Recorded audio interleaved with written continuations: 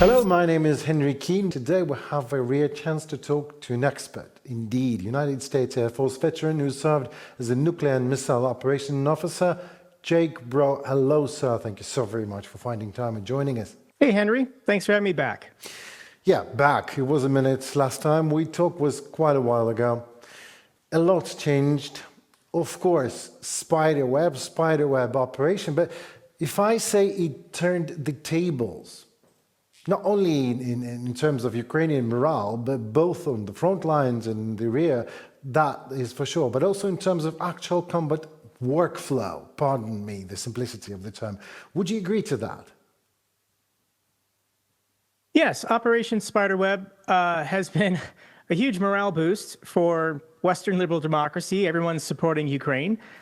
Just on my YouTube channel, my views this week have doubled or tripled as people are re-engaging, checking back in.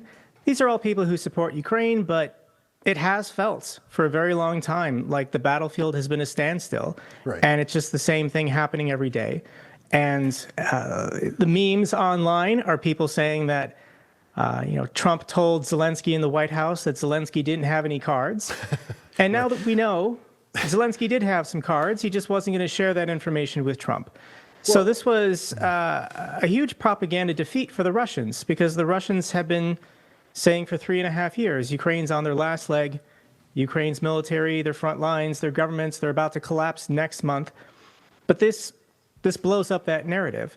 How was Ukraine able to pull off such a complex and successful operation to destroy a third of Russia's strategic bomber fleets? How can they still have this capability if they're about to be defeated by the mighty Russian Empire on the battlefield? So I don't think militarily either side is close to being defeated at this time.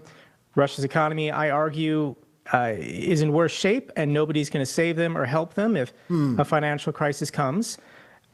Ukraine started this war with every disadvantage, and they continue to outperform. They continue to find ways to do more than the Russian military with less resources, less manning, less funding at the moment. Yeah. But yeah, this was a very important week. Well, I mean, we simply don't have any other choice. I mean, it's the matter of survival and the sovereignty of state. I mean, we're not get to choose, you know. We just have to find the ways. So if we don't have cards, we just draw them. I mean, make them. That's the thing. But during this Spiderweb operation, Ukraine and Russia lost up to a third of all its strategic bomber fleet. But do you believe it affects the Russian ability to bomb and shell Ukraine every night? I'm asking because I live here, and you know, every night. Last night was quite loud in Ukraine. Our office, our channel, was obliterated by Russian missile twice during three last months. So this is why I'm asking.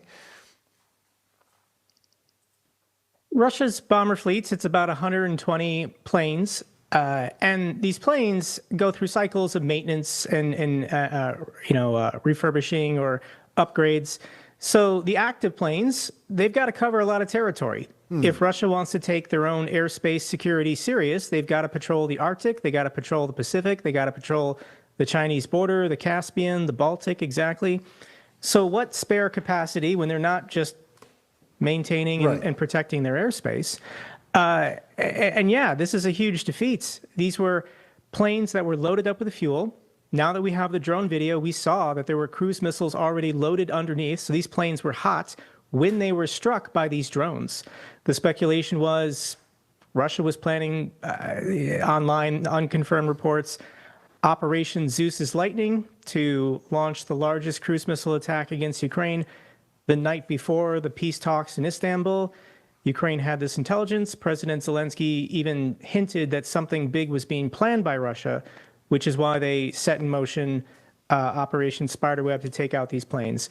But yes, Russia still has spare capacity for bombers. They're still going to attack Ukraine. But if they want to take their airspace and security serious across their entire border, yeah, this is going to disrupt their spare capacity to continue bombing Ukraine every single night with these cruise missiles. Right.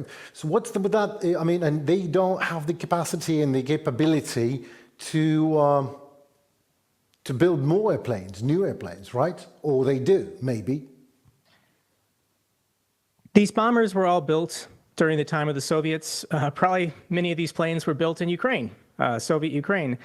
These factories and these mechanics, these experts, they don't exist anymore. Russia, if they wanted to get back the capability to build new bombers, that would be a decade or more long process.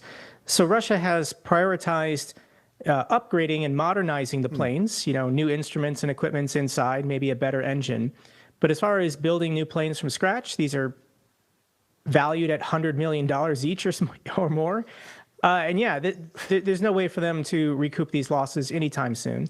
The Russian Air Force is going to have to figure out a way to survive on 80 planes as opposed to 120 for the next decade or more to come, because Russia's not getting any more planes. Amen to that. Why the silence from American administration, Jake? I mean, America was silent, and even European partners were in the state of shock, if I may, and even somewhat afraid of what Ukraine has done. Haven't you got that feeling? Would you agree to me? The topic of Donald Trump is incredibly complex. I make these daily update videos on YouTube, and I try to interpret what Donald Trump says and does, just like everyone else in the world, and try and make logic or understanding to it, and it's not easy. And in my opinion, if we want to just cover this topic now, Donald Trump has no plan. He never had a plan. I do believe at this point, Donald Trump thought he could stop the war by giving the best peace deal imaginable to Russia and the worst peace deal imaginable to Ukraine. Trump was prepared to recognize Crimea as belonging to Russia. Trump was going to tell the Russians, you can keep all the territory you've taken. I will lift all sanctions. I will lift all sanctions. I will unfreeze all frozen assets. I will normalize diplomatic relations. Trump was willing to do everything for Putin. And the only thing Putin had to do was praise Trump, say he was a brilliant negotiator, blame this entire war on Joe Biden, and then stop killing people. Stop advancing on the battlefield. Stop going for more. And you and I know, people who pay attention to this war every single day, we know this is about empire. It's a land grab. Absolutely. Putin is just trying to get back the old borders of the Soviet Union or the Russian Empire. That includes Moldova, all of Ukraine, the Baltics, potentially parts of Finland and Poland. And I do think that we're watching Donald Trump have this realization that Putin isn't going to stop. These wars are going to continue until Russia is defeated militarily on the battlefield. And the only way to make these wars stop is to provide overwhelming military support for Ukraine until Russia realizes their imperial ambitions is leading to their own nation's suicide. So Russia was a threat to NATO, and Russia is still a threat to NATO bloc, but in strategic dimension. How much this component, I mean the strategic bombers, was actually a threat to NATO before the strike and after the strike, after the Spiderweb?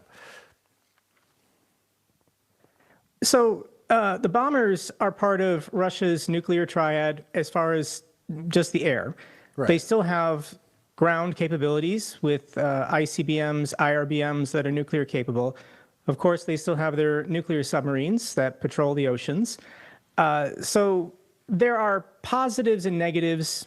The United States has a nuclear triad. Russia has a nuclear triad.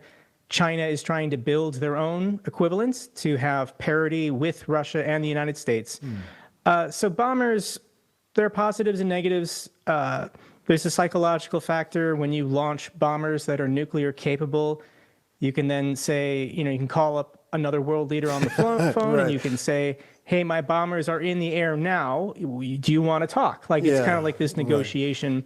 Whereas if you launch an ICBM, it's going to hit. Like you can't recall that. You can't negotiate when an ICBM has been launched. So there are slight positives and negatives. Overall, Russia still has the capacity to destroy every European capital city, to destroy every major city in the United States.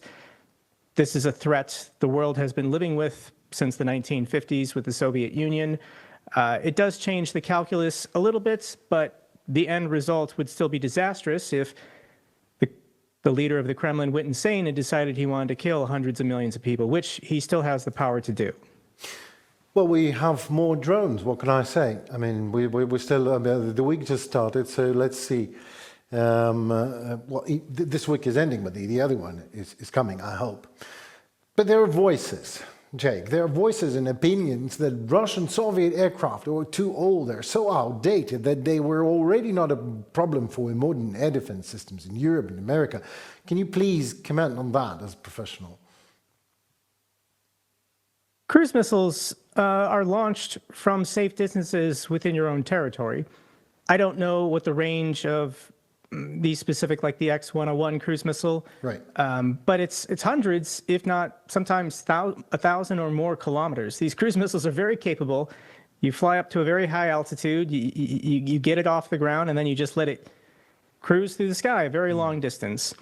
But as far as these planes, I mean, they don't have any defensive capabilities. If you get in a lock with a Patriot air system or any other modern air defense, yeah, you can shoot them down. They're incredibly vulnerable in the skies to enemy fighter jets or air-to-air missiles. So, in the grand scheme of things, if we were to go to nuclear war with each other and bombers took off, they're probably not landing. There's probably nowhere safe that would be. There's nowhere safe they could land if there was a nuclear exchange between the nuclear powers of the world, but. It's a first strike capability that Russia really valued that has been deteriorated. Has been deteriorated, but this is a major blow. We all know that, but how many major blows we have to deliver to make Russia actually stop? I know I'm speculating, Mr. Broe, but I'm just trying to understand. 40 more bombers, maybe all of them? Because Putin never stopped, I mean, sending in meat waves of his people. He doesn't care about that. I mean, life is negative for him, the value of life. I mean, so maybe we're also, all of us, the collective West, I just hate that wording, but for now, are also dwelling in an illusion that we can do it otherwise than militarily, like to offer Putin something. If tomorrow we decide to stop Putin militarily, as an expert, what would you suppose that we have to do? Putin has an unlimited tolerance for losses. He has already committed himself down this path. He wants to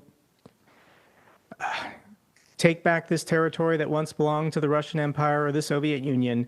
100 years from now, he wants the Russian people singing songs about him. He wants statues across the motherland, extolling his praise as the man who brought back Russia's greatness and made them a global superpower again. So they could lose all their submarines. They could lose all their planes. They could have millions of their soldiers die. Putin doesn't care. He's going to keep going until someone stops him, whether that is a Western coalition or whether that's his own people or his inner circle.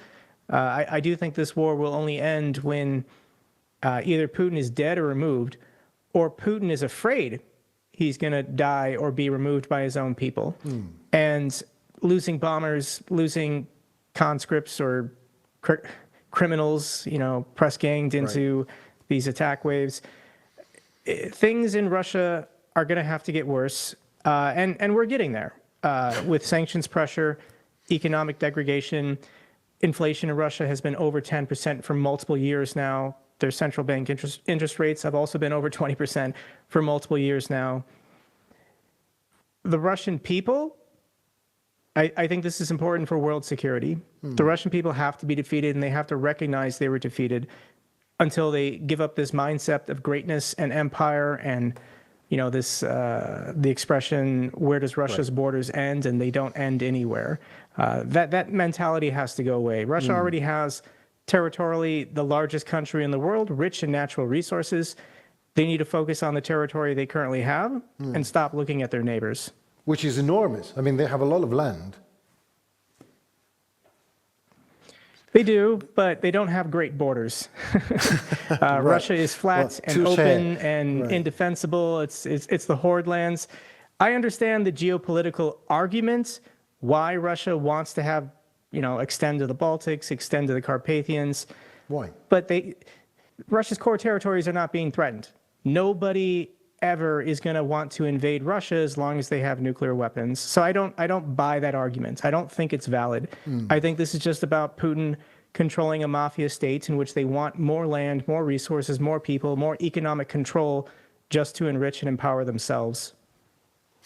Well, talking about these sanctions that supposedly can stop, I mean, when life is bad enough in Russia, then the people maybe would want to would make Putin stop. This 500 tariffs bill for Russia, do you believe it's viable? Do you think that this is going to happen? I don't have to, give my own personal opinion because I can defer to Ukraine. The head of the office of the president, Andrei Yermak, was in Washington, D.C. this week, meeting with members of Congress to help push this bill through. Right. I just watched a clip of him appearing on Newsmax, which is a conservative cable news channel, and he's the one saying we need this bill. This will be devastating for Russia's energy industry as well as their banking sectors. Those are the two industries that need to have pressure applied in order to make the Russian economy wobble, weaken them. So what impacts specifically, and it really will come down to enforcement. I do think Congress is going to debate and vote on this bill at some point. Hopefully it's next week. And when it passes, it's up to Donald Trump and the Treasury Secretary Scott Bessent how aggressive they want to enforce these sanctions. Right. And we don't know exactly how Trump is going to take this, but I hope he takes it serious. I hope he listens to Congress and he does something to actually stop the killing and make peace possible. Well, to resume our conversation, drones and sanctions, I think that would be the formula. Maybe altogether. So drones have changed this war. Exactly. Jake, thank you so very much for finding time. It is an exquisite pleasure, and your expertise is enormous. I would love to spend hours. I have a lot of questions, and you cleared the fog for me, and I hope for our audience just as well. So just promise me when you have another 20 minutes for that, we do it again. All right. Thank you so much, Henry. Thank you so very much. Goodbye.